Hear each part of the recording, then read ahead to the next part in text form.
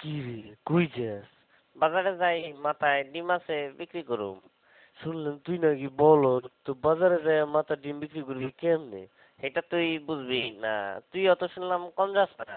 আচ্ছা পারলে কত দেখি আমার মাথায় কি আছে, যদি কইতে পারস এখান থেকে তোরে আমি 2টা ডিম দেবো। তোর মাথায় আমার মাথা দিয়ে চুলকায়। আচ্ছা কইতাছে একটু সহজ করে দে।